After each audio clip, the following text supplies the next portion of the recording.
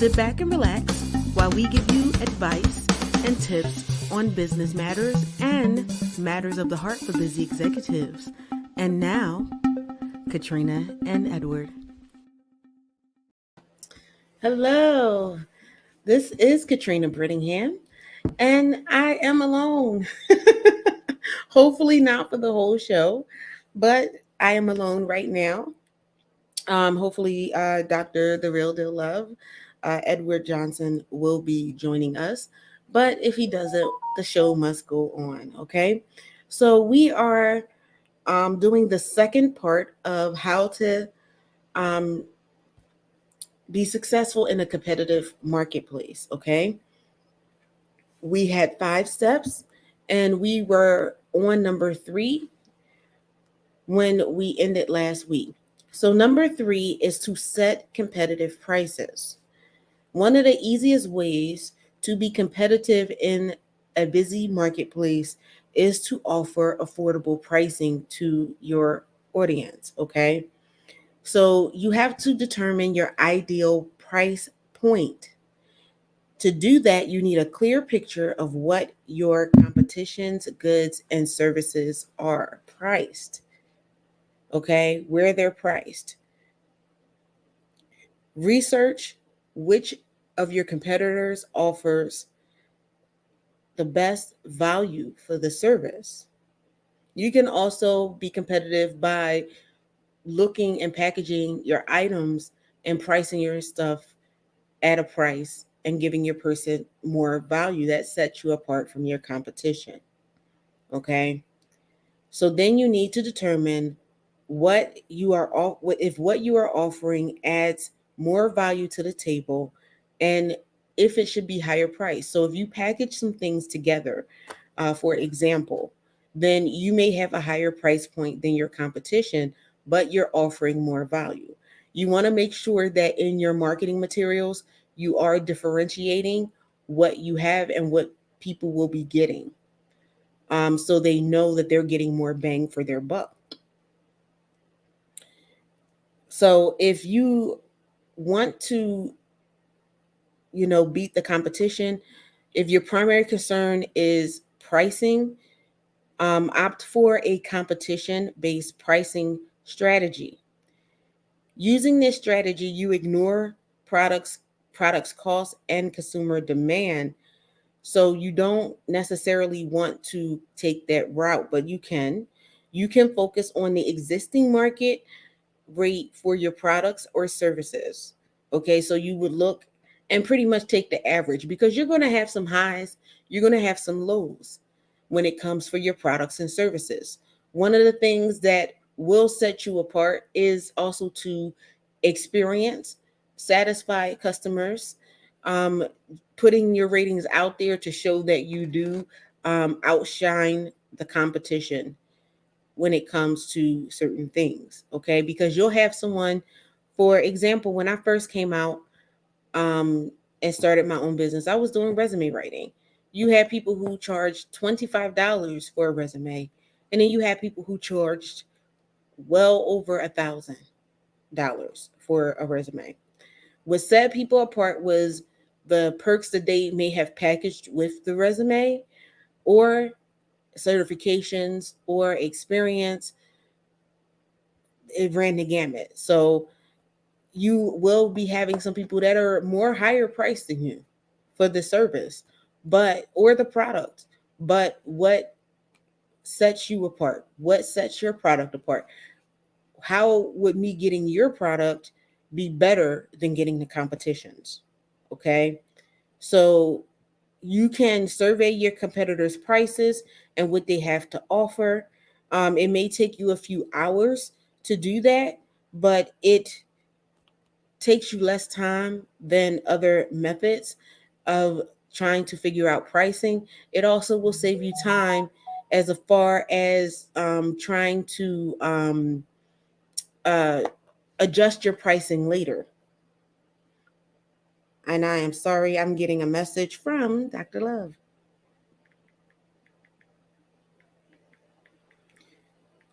Apologize for that. Okay, so he is on his way. onto the show and everything. So when he comes in, we will have him come on. So the best pricing strategy isn't always about lowering your prices, um, but it's about looking at the segments that we were talking about, the upper, the middle, and the lower tiers in prices and where you fall in for your audience. And we have Dr. Love on. Hello, hello, hello. Hello, hello. Was this an ordeal or what? I had to prepare them. I said he may be popping on. Yes, yes, yes. My phone fell out the car. I couldn't find it. Somebody put it in my mailbox, but I'm here. Oh my goodness. Well, you're here and at least you have it. They returned it. Wonderful, wonderful. Because, oh my goodness, if I lose my phone. Yes.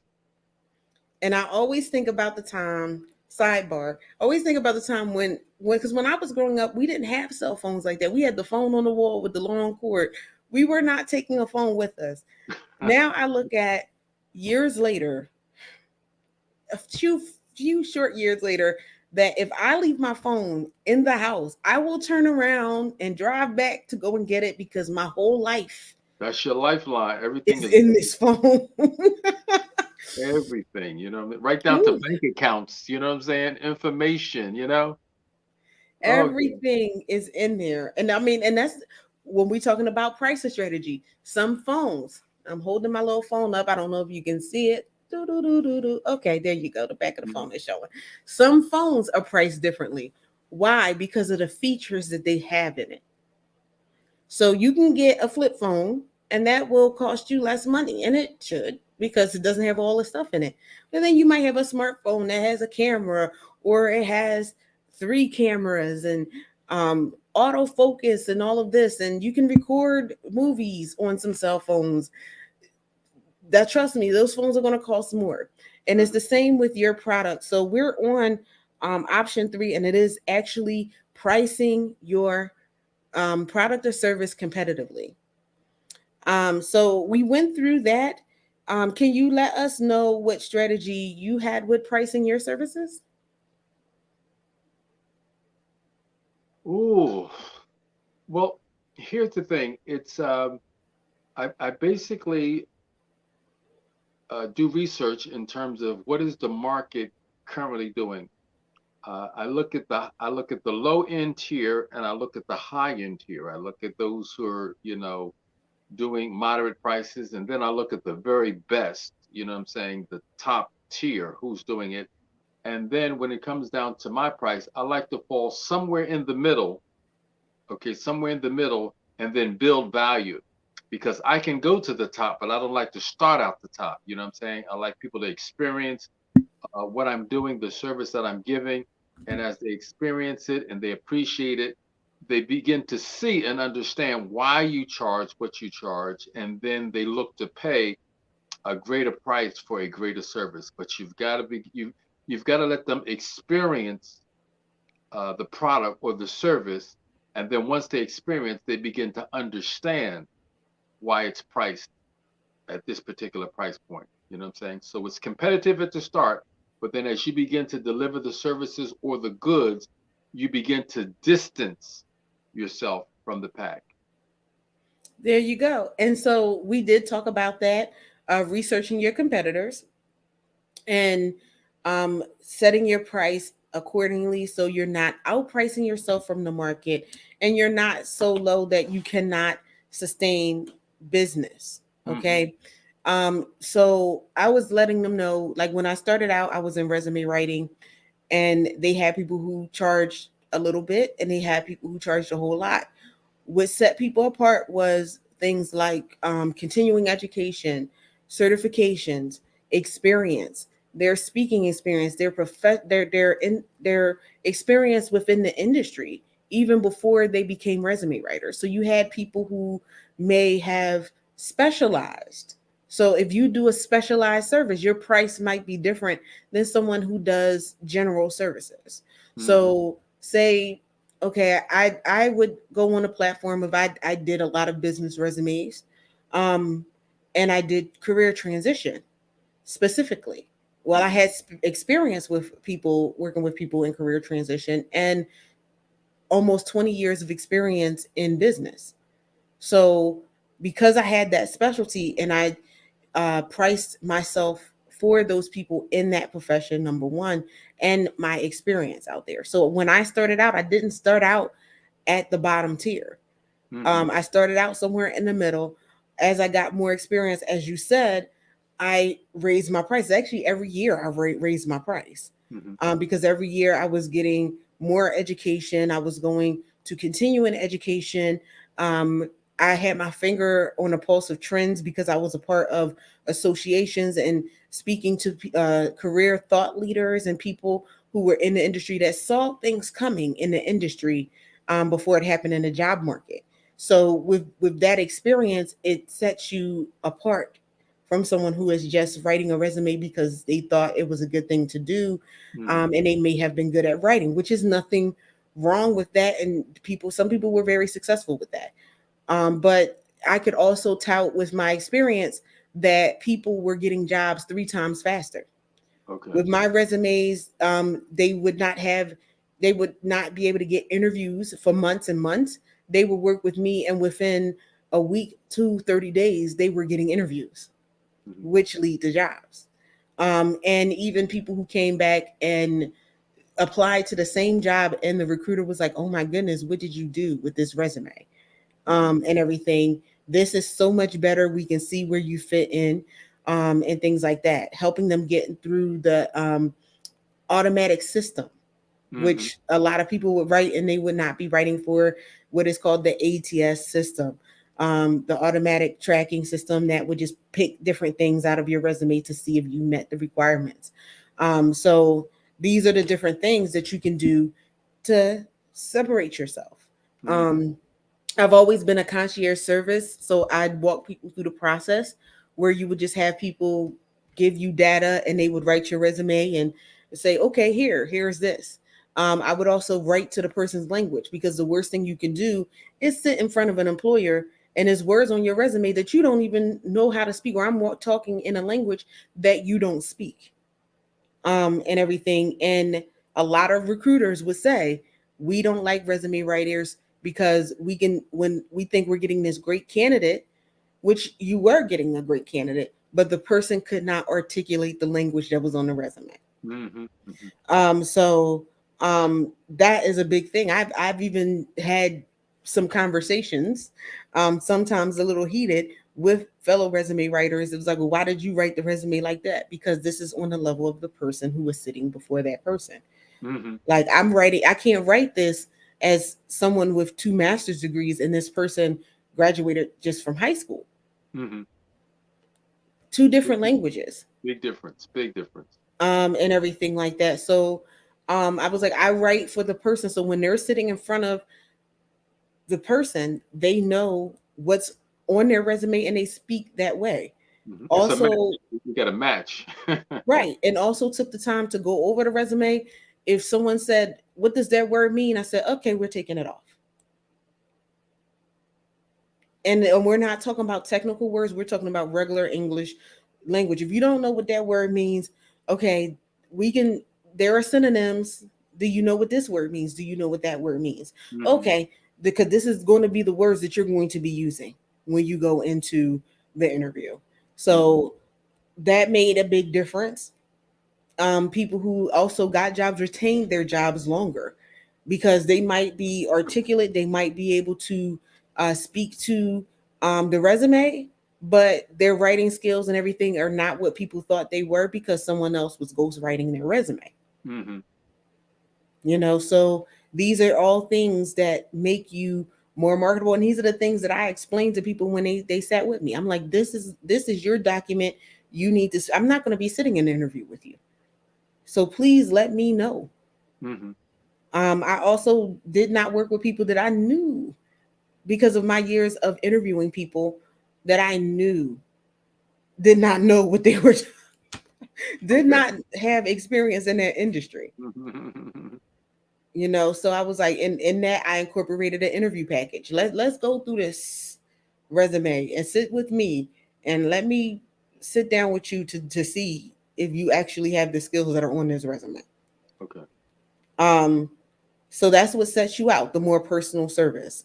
I know it seemed like we went on a tangent, but that tangent was needed to give the example of what sets you apart. Like if you're doing things like that, it's like if you have a power drill, there are many power drills on the market. Many, many. Some do more. Some have a light on them. Some of them don't. Some of them have a magnetic tip so you don't lose your drill bit. Some of them don't.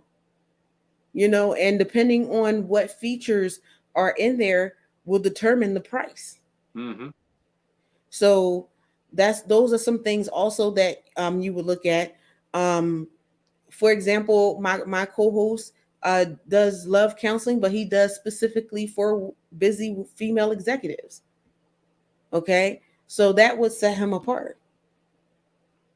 That's a niche that will set him apart, and it's a different price range for that. Mm-hmm. He has certain systems in place, certain ways that he delivers the service. Well, I can't even speak to if you have a hands-on approach, but you can speak to that. But there are certain things that will distinguish him from another love counselor Mm-hmm. or a Definitely, relationship definitely counselor. hands on. Definitely, I'm definitely a hands on guy. Hmm. Also, Absolutely. something that sets him apart, you have some relationship counselors who are not married. He's been married for 40 years, happily. Mm-hmm. That makes a difference. That makes a difference. I'm gonna be real. Personally, if I'm gonna go to somebody with relationship counseling, I'd rather go with someone who has a healthy relationship Yes, and has been having a healthy relationship for a while, because I know what you're telling me is something that actually works, it works. instead of sitting with someone who is a bachelor that had 10 relationships and none of them worked out right, but now you want to tell me how to run my relationship. Mm-hmm. Or you're in a relationship and you can tell when you meet their spouse that their spouse is so miserable, and I'm like, wait a minute, you trying to tell me how to have a happy relationship? Mm-hmm. Mm-hmm. um, Mm-hmm. Here we go again. Is there a match here? and I'm not talking about, oh, the person had a bad day. You can tell when someone is just worn out Mm-hmm. from a relationship. Like you can tell how people interact with them. These are the things that make a difference. At least these are some things that, number one, I look for. I'm sorry, I'm a detail oriented person. I pick up on things that people don't think that I pick up on. Mm-hmm. And a lot of consumers are the same type of people. They pick up on things that you don't think that they will pick up on. So it goes to also, when you're pricing your service, make sure it's something that you can deliver on. Make sure your promises are something that you can deliver on. All right. So number four, number three was long, just like the rest Mm-hmm. of them. Change your business to stay ahead in a competitive market. So you can make some changes to your business to stay ahead. You've heard me talk before about rebranding my business.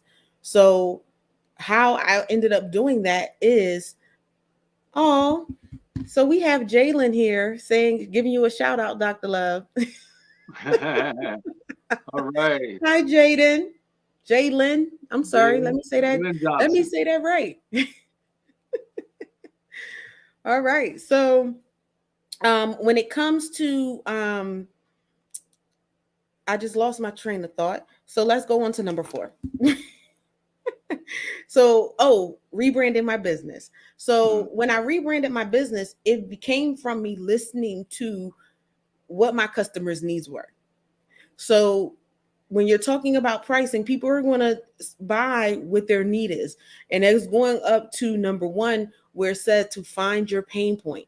Okay. So my customers would let me know a pain point. A lot of them who were transitioning, because I was doing transition coaching for people who were transitioning to retirement, transitioning to a new career, transitioning to starting a business. Well, the bulk of the people that I was working with pre-COVID and post-COVID were deciding, look, I just want to liberate myself from working for somebody else, and I want to start my own business. This is my dream. This is my passion. How do I do this? Mm-hmm. When I started getting more and more people coming to me because of that, um, and they respected the fact that I had been in business for a long time, and I had the years of business experience, and that's why they were coming to me. I was like, okay, so this my niche automatically changed because that's who was coming to me. So now I had to restructure my business and rebrand my business to meet the need Mm-hmm. of the clientele. And if I'm doing this exclusively because that's who's coming to me, then I have to speak to that audience. And so you can do that. We talked about not being afraid to pivot and to shift in your business, because if I did not, I would have been stuck, in the old and not moving to where the need was and where Mm-hmm. people were actually crying out for me to be. And I had that skill set, and I was doing that skill set along with others. So I just started to specialize a little bit more. Mm-hmm. Okay. And so then that changed and evolved into the conference that we have every year, because we had some, a whole lot of people speaking about that, and helping them to actually build their business. So listening to your clients is a big thing, even before you start talking about pricing your business in a competitive market. So in a competitive market, if you have 90% of your people saying they need this service and you don't provide it, and you see that there's a hole in the industry for it, then provide it. Mm-hmm. It's worth the money, it's worth the time, it's worth the effort. Even this show here was created because of the change, in the marketplace and what people were asking, and trying to get answers to people, true answers, because there is a lot of noise out there. There are a lot of good advice, and sometimes it's a lot of bad advice. Mm-hmm. So, and there's a lot of outdated advice sometimes. So, um, changing your business to stay competitive in this market is, first and foremost, the only thing constant is change. Everything's changing, things changing every day. That's right. We went to sleep one day and woke up to a pandemic. So the only thing constant is change. So one of the examples that I have is for, um, a retail establishment that actually I haven't even seen in a while, um, and everything. And it was a big thing when I was a little bit younger. Is Urban Outfitters. Okay, so what made them set set apart from everyone else is that they hired artists instead of actual business people and retailers to run their store. What they got from this is that their employees had the freedom in shaping how their stores looked. So when you go into an Urban Outfitters store in one place and you go somewhere else, it's not set up the same. If you go to somewhere like Walmart or, you know, Costco, wherever you go, pretty much, even if it's smaller or it's bigger, it's pretty much set up the same way. Mm-hmm. Okay. But when you go in, you have a unique experience in every Urban Outfitters store. That's what made them set apart. You would have a unique shopping experience. Okay. So they were able to raise their revenue just by doing this by a whopping 500%. Mm-hmm. That is huge. Okay.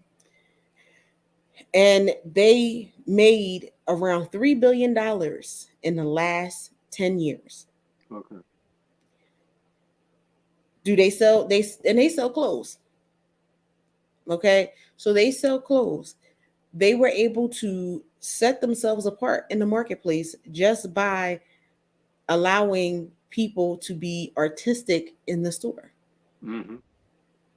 And I can go to one and have a whole different experience, a positive experience, apparently, but Mm-hmm. a whole different experience. So it worked on people's senses. Mm-hmm. Okay. So they beat their competition by changing the traditional retail model. And I worked in retail. when I was in high school and college. And that is true. Every store, when they have a sale, they have the same signs.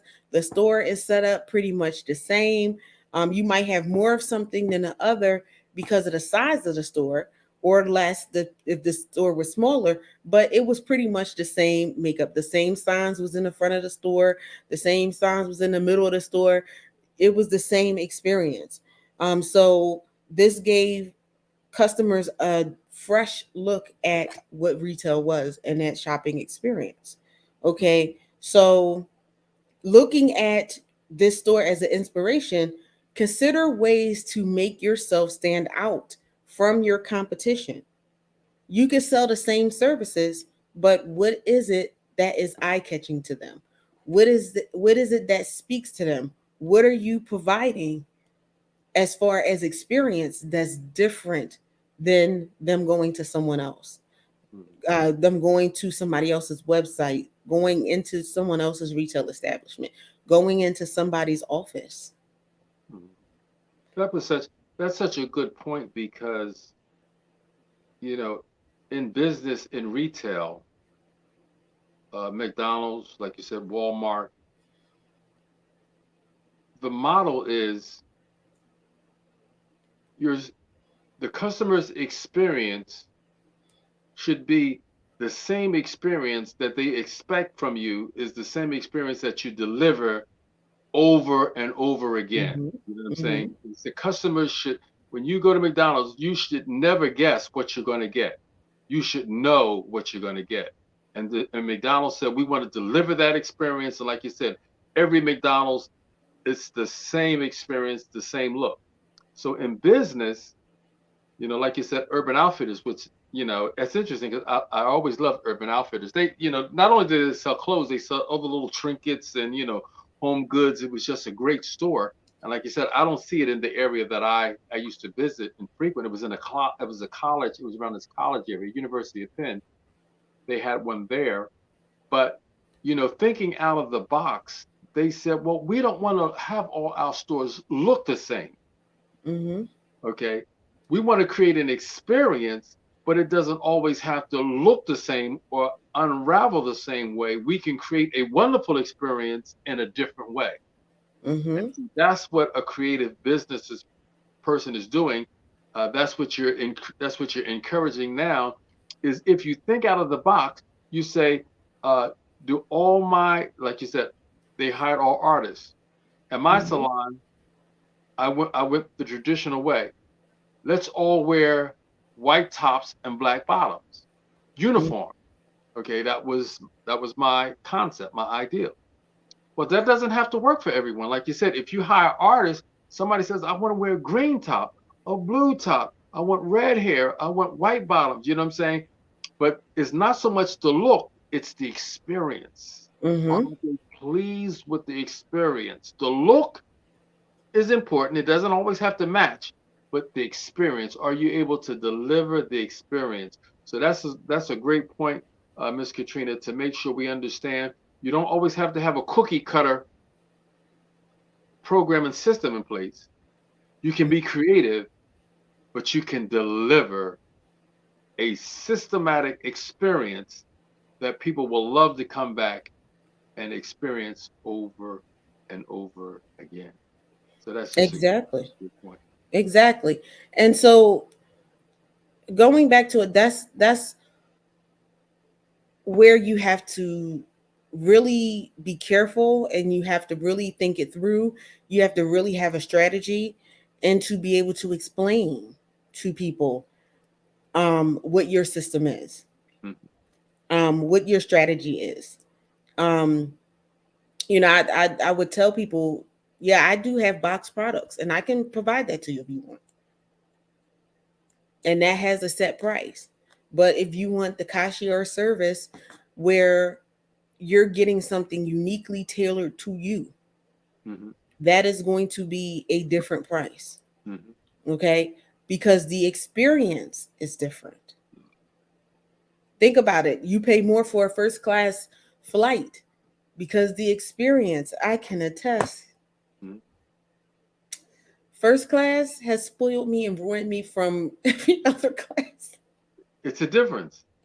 because Now, the experience is so much different. I same mean, plane. It's the same it, plane, it's the same same plane. same airplane, but it's a different experience. You would think you was on a different plane. Different plane. You That's see what I'm saying?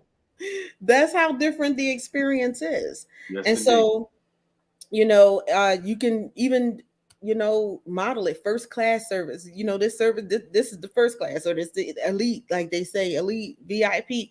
There are different ways that you can um, tailor your product or service. What comes with it, what perks comes with it. Hmm. So in identifying a model that you can change, you want to make sure that when you do this model, you can change it, because you don't want to be stuck, that if the market changes, or if your clients desire something else, or the needs of your clients change, or your customers change, that you cannot change. Hmm. um and so you need to be able to execute these changes as quickly as possible, sometimes in days, sometimes in weeks, sometimes in months. When COVID came, people had to change overnight how they did business, how they even thought about business. Business is not even the same now after things have opened up, since COVID has hit us. And so you need to be able to have some flexibility. So if something happens beyond your control, that you can get up and be flexible, okay, and be able to maneuver well. A lot of companies actually went out of business because they were not as pliable. And I'm going to say this, and we're going to go to break because we are over the half hour mark.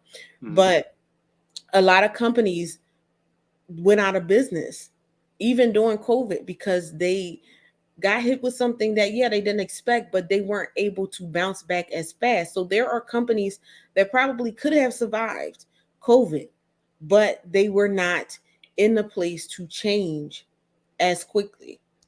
You cannot take years to change. Sometimes you can, in this economy, you can't even take months. You have to be able to move, and you have to be able to be nimble, and you have to be able to make some changes on the fly and quickly. With that being said, we are going to go to a 30-minute break, and we will be back. From one-on-one executive coaching to our business building concierge service, Venture Ready helps entrepreneurs, startup executives, and business owners build, scale, and run their businesses using techniques that support stability and long-term growth.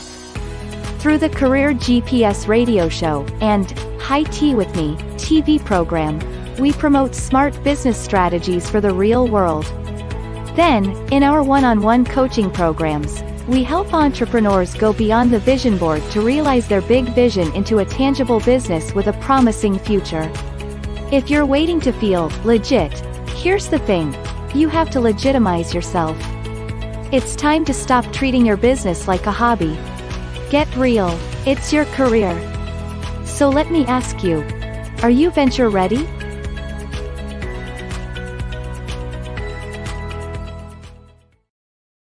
All right. So, are you ready to take your business from being a hobby to a career? Are you venture ready? Maybe your business is your business and it is your career.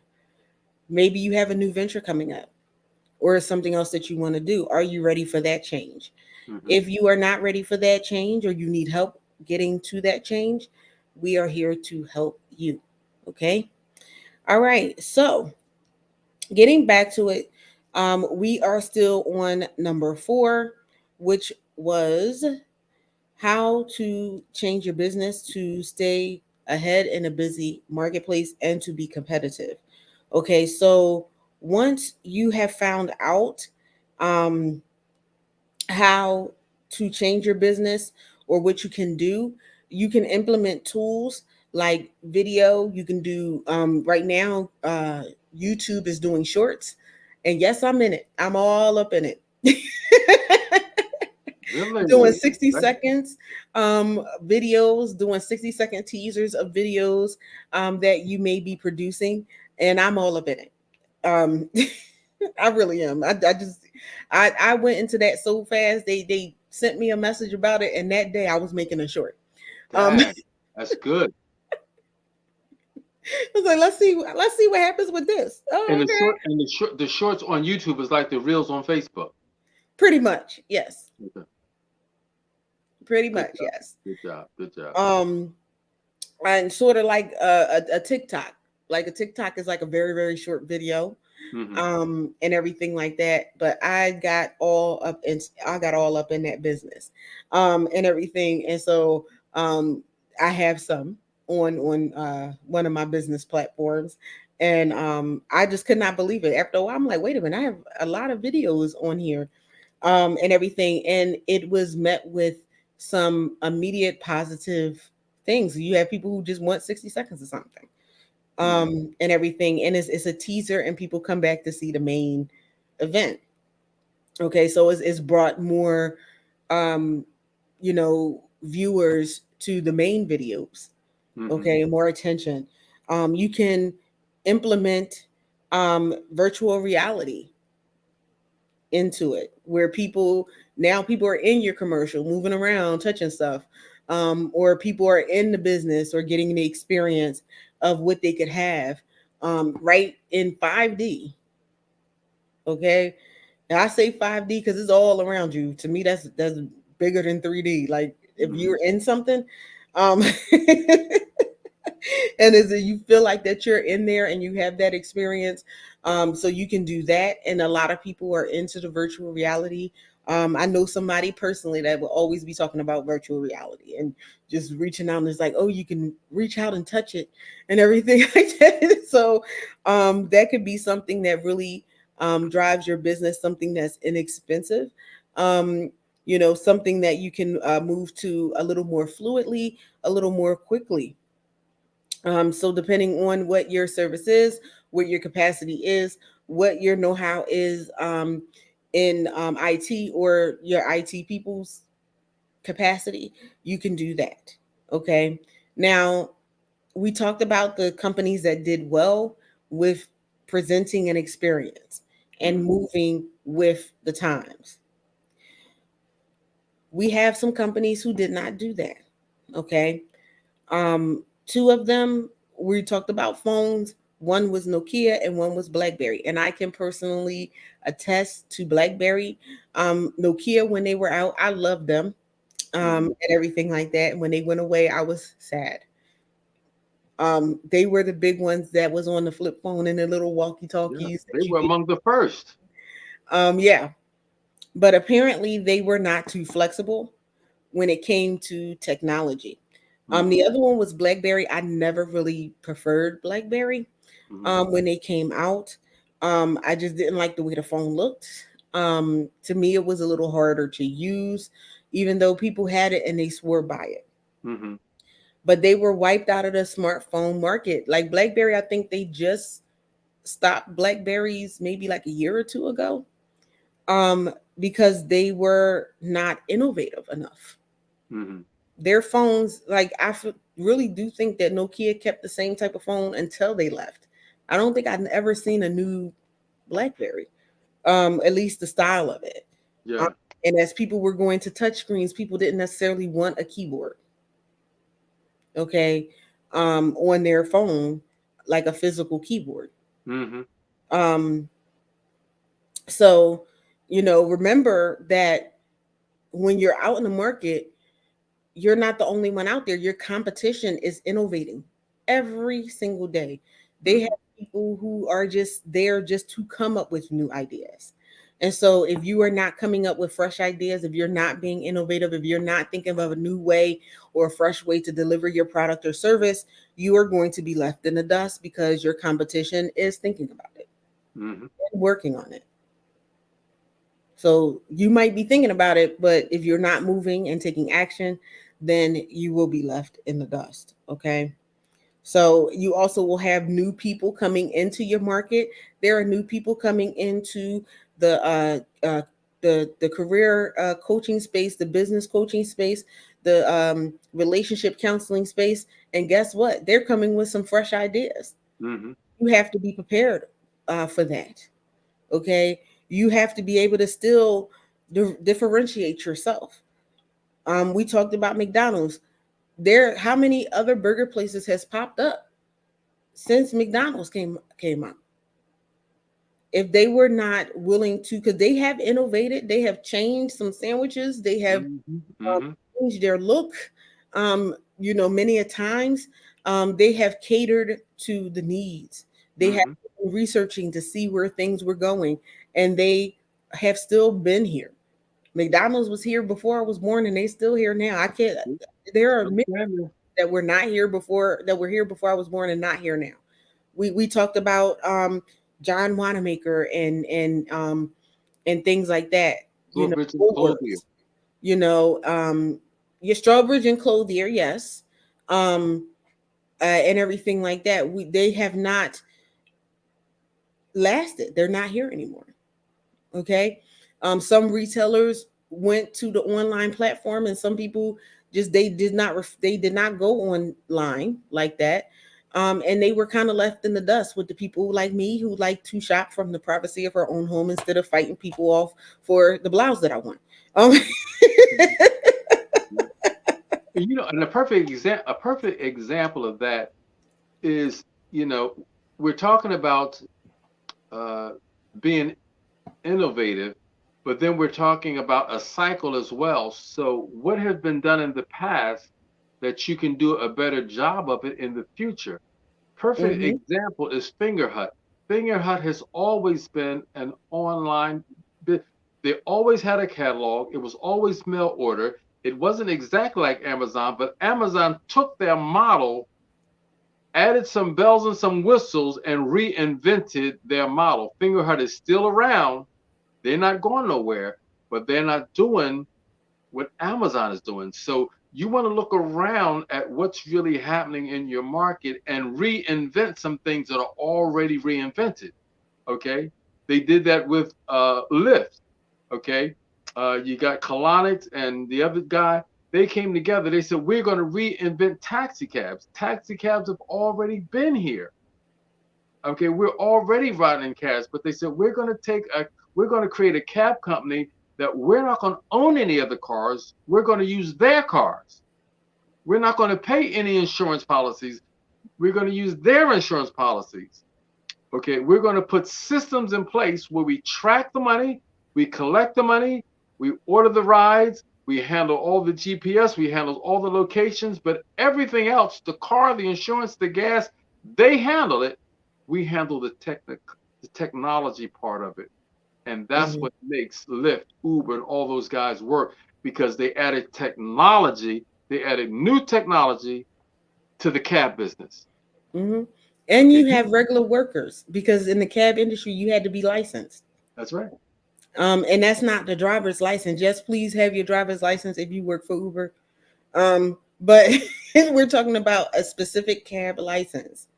And you had to pay a fee for that. Um, I'm not sure if it was every month or every year or whatever, but you had to have a specific cab license to um, work with the cab company and everything like that. And so it opened it up to, hey, grandmom, you need some extra cash? Drive for us, deliver some groceries, pick up some people. And it was when it first came out, people were saying, oh, that'll never work. I can tell you, I don't know if I've seen a cab on the road here lately, Mm-hmm. at least where I'm at. And everybody either drives or they have a Lyft or an Uber. I don't think I've seen a taxi cab here. Don't say that Trina says there's no cab drivers, because there may be some cab drivers. There's some left. You just Katrina just has not seen them. Mhm. Okay. So whereas when you went to certain places, all you saw was cabs. That was all it was. Okay. And I've taken Uber. Well, I love Lyft. And I'm not gonna go into why I love Lyft, but I have taken them to the airport. One of the main places you will see taxi cabs is at the airport. Mm-hmm. The last time I went, I don't think I saw a single cab sitting out there. Mm-hmm. Okay. So, these people had their eye on the market. The cab industry thought they were safe. Okay. And they were not. So you see them barely in the market, if you see them at all. And in the next, 5 to 10 years, you might not see a cab. Mm-hmm. That's where we are. Unless they start innovating. Innovative and reinvent themselves. That's right. That's right. You And know it's what they easy. say? They say the dinosaurs are not here because they could not adapt. They could not adapt. Or and also sometimes that lack of adaptability comes from overconfidence. They did not think that there was going to be anyone who came to take their place. Mm-hmm. So also too, Lyft and Uber are good with customer service for the most part. Mm-hmm. And they were heads down better than the service you were getting from cabs. They really were. I've been in a cab before. So that, let's not just say I've driven cabs, and my experience with dealing with a Uber or Lyft driver was hands down better. So when I started using that, because it so happened that I had to get a Uber or Lyft, my service was a whole lot better. They let you know when the driver was coming.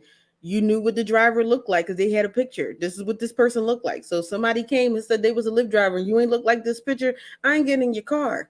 And you know the car that they're sending. Exactly. You did not necessarily know that with a cab and who your driver was, and he'll be here. If they running late, they let you know they running late.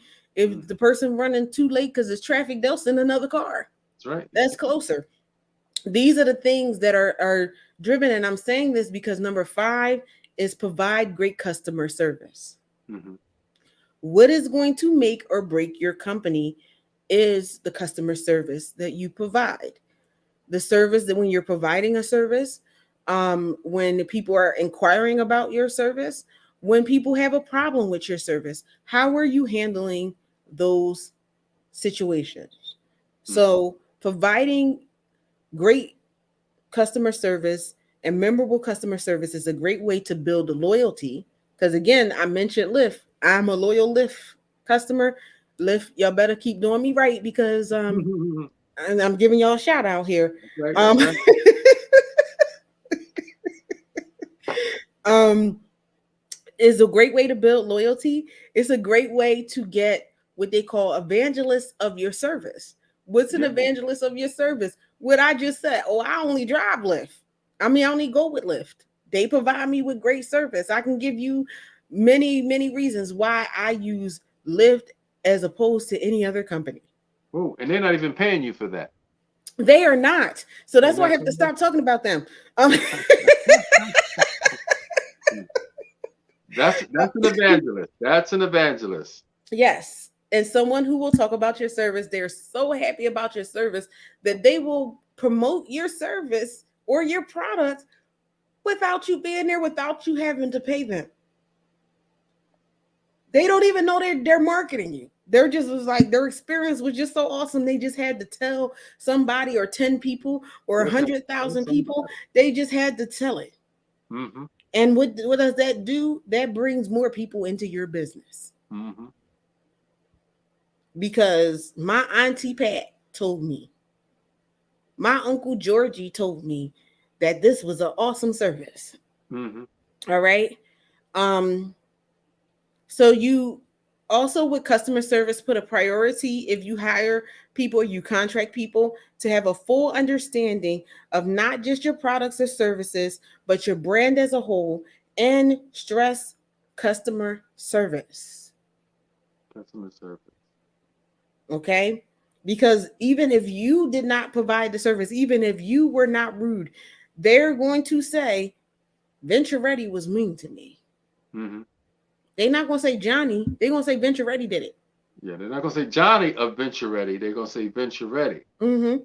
They're Was not going to say Susie did it. They're going to say Dr. Love Corporation did it. So make sure that you Don't rush your hiring process, that you vet your service team members, and not just your service team members, your management and everything. Because how many times have you gone in and you had to escalate something to management, not necessarily even because you had bad customer service, but because the level of service or the decision that you needed to be made had to be done on a manager level, and you got a mean and nasty manager. Mm-hmm. Mm-hmm. I can give some testimony on that. But um Let me ask you a question, around customer service, because I heard someone mention this the other day. And I mean, I've been in business and around business all my life, and the statement in business is the customer is always right. So, Miss Katrina, tell me, has that changed? What are your thoughts? Give me that. here's the thing. Excuse me. The customer is not always right, but you can tactfully assist the customer who's not right Mm-hmm. and turn it around where even if the customer wasn't right, they have a fantabulous customer service experience. Mm-hmm. So Yeah. I never liked that. Maybe because I came up in retail and we had some customers who straight up was not right. Um, like I said, I worked in retail. My first job actually that was in retail was in McDonald's, and we had customers who were downright rude.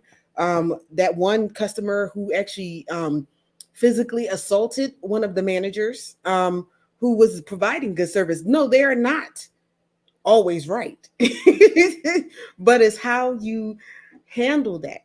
A lot of times when a customer is coming, they're irate, they're upset about something.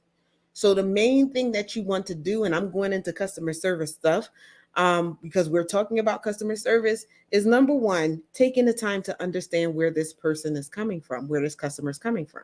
We've all had a bad experience. Okay.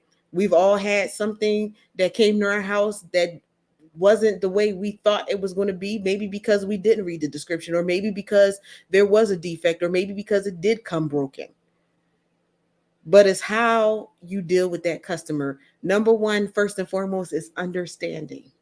Because even though we are business owners, even though we are employees, we have all been on that other side of the customer service spectrum.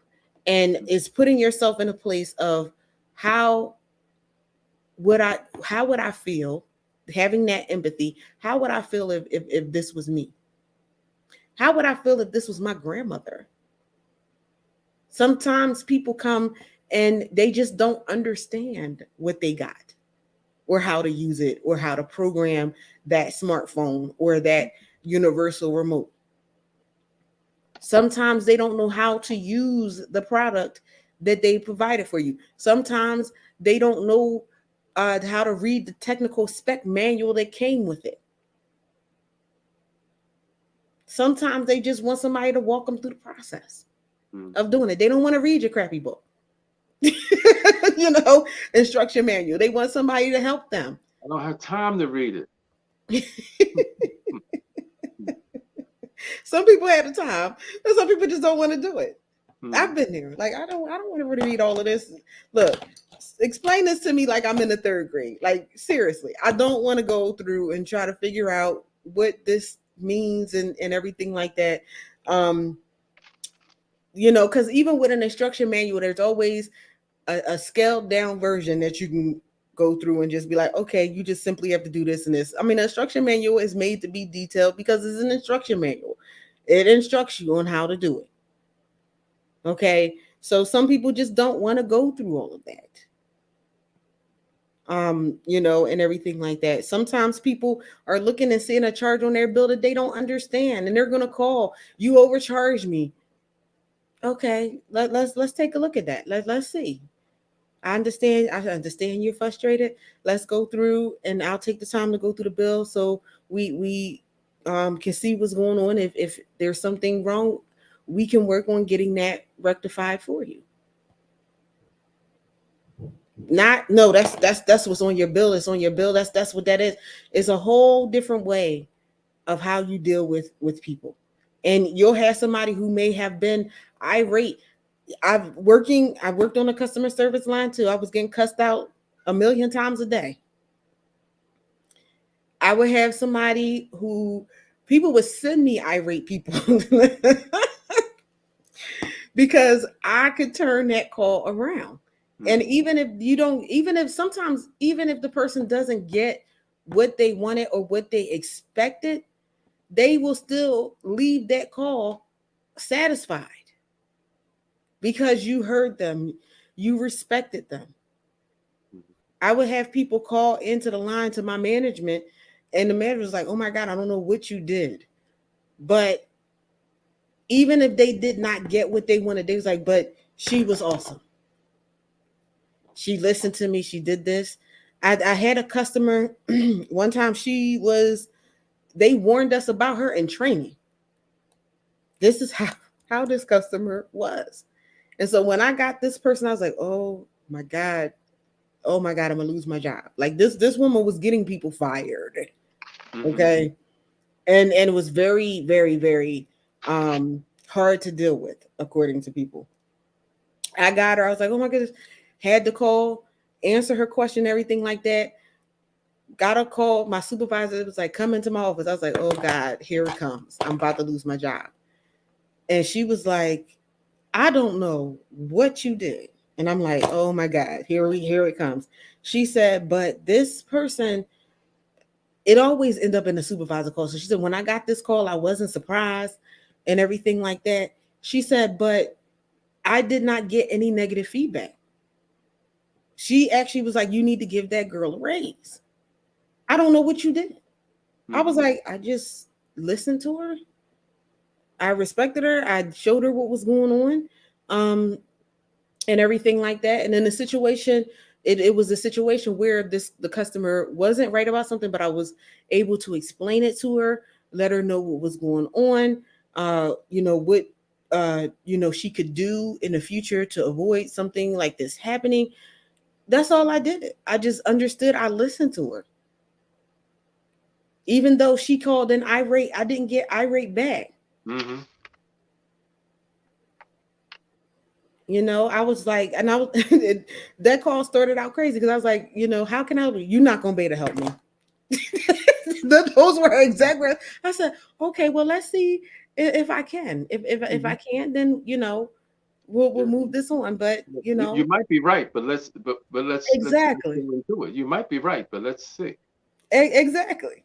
And then that's what I was like. I said that might be the case, but let's just go through some things and see what I can do. And I handled that call. She didn't call 5 and 10 and 15 times to get her answer. She got her answer, and she was good. And what she said is, I always complain about when I get poor service. I wanted to tell you when I got excellent service.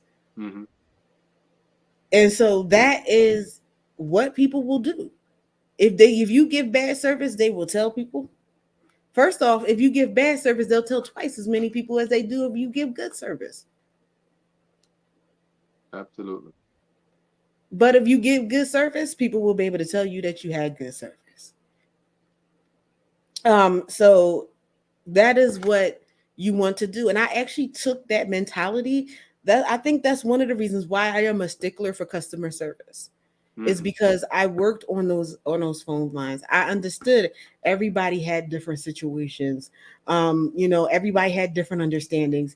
And sometimes it's just the tone of how you speak to someone. Even if they come in angry. And Yeah. that's and they might you might not deserve, because I will hear people, I don't deserve to be talked to like that. You might not, You don't exactly. but I could be having a bad day too. Okay, but you getting paid to deal with this. Mm-hmm. Maybe they're having a bad day. Yes. And I worked in a sensitive area of industry that had to do with people's health. Mm-hmm. So people are automatically having a bad day when they call you. Mm-hmm. Automatically. Mm-hmm. And I was just like, I happened to be on customer service. I didn't even come out for that. I just ended up being there. But I was like, working on those phone lines, doing customer service gave me a better appreciation of how to handle service and how to handle people. Now, I'm not perfect. I might have my off day. So please don't call me cussing me out. Okay? Well, I was thinking, I wrote this the other day. When you have somebody that you're dealing with and they're angry or they're disappointed about a service, you know, I was saying to myself, you're angry about this service or about this happen, but all of that anger is not about just this. Okay. Mm-hmm. This anger is mixed with some other stuff, you know what I'm saying? So when Mm-hmm. you go into solving the problem, which I love diffusing problems. I love solving situations, you know what I'm saying? So when you go into it, you got to understand all of that is not this here. This just happens to be a point in which I can express all of the other things that are really bothering me. You know what I'm Mm-hmm. saying? So Mm-hmm. you want to understand when you're dealing with customers, what you're dealing with is that anger is not always just about that particular product or that particular service, or they didn't get what they wanted. There's some other things behind the scenes that you're not privy to. So you come at it with just not just blindsided. There's more anger here than this has. But your skill set, and see, that's the other thing.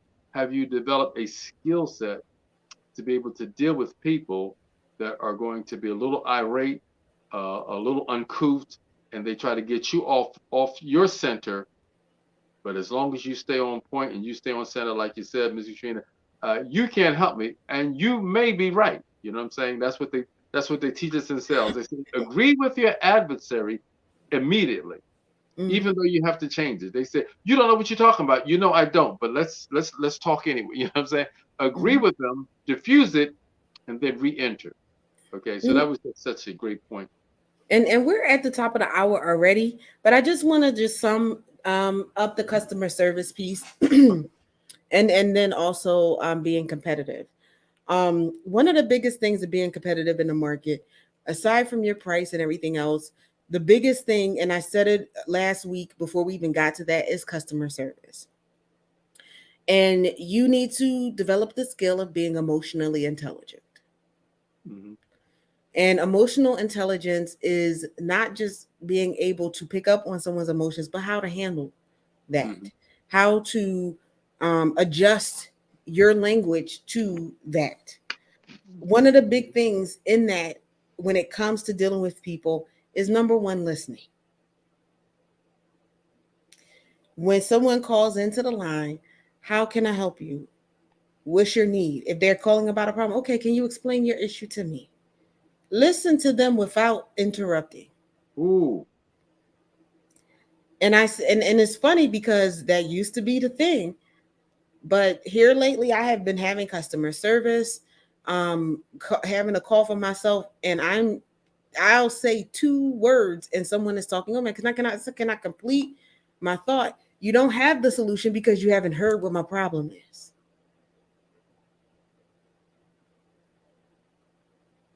And I will have people get upset because they can't talk and they have to listen to me to tell them what is actually going on.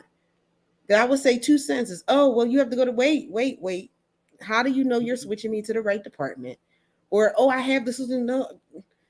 And sometimes I will listen. I'm like, that's not what I'm calling for. That's not my solution. That's not going to help me. Can I finish what I was going to say?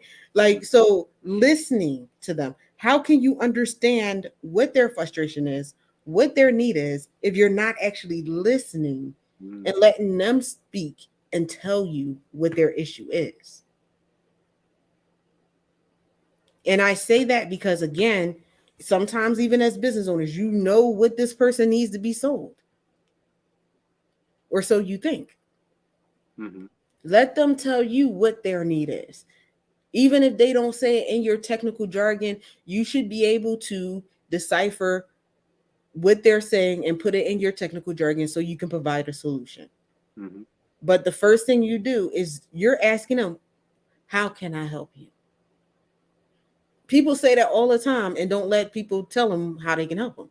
How can I help you? Let them say their piece. Let them finish. You'll know because it'll be silence on the line. And they say, okay, I understand. Or I can definitely assist you with that. Here is A, B, C, and D. Mm-hmm. Once you let them know what those offers are and what you have to offer, listen to them for their response. Because sometimes people are so busy trying to sell the highest item on the menu that they're not really listening to what the people need Mm-hmm. and truly need. And number one was actually finding the person's pain point. So all of this boils down to listen to your customer. Even if you have a set package or if you have a set thing, listen to what your person's needs are when they answer the call, when they call you. All right. So that is the show, because I know I'm getting a wrap up from my engineer, Mm-hmm. because we are over the time. Thank you Okay. so much for joining us for this episode of High Tea with Me. Next week we will have our love topic with our incomparable Dr. The Real Deal Love. Thank you so much again for joining us, and we will see you next week. Bye bye. Bye. Thank you for joining us for another episode of High Tea with Me. To be a sponsor or a guest, contact us at info@ventureready.net. Thank you again, and we'll see you next time.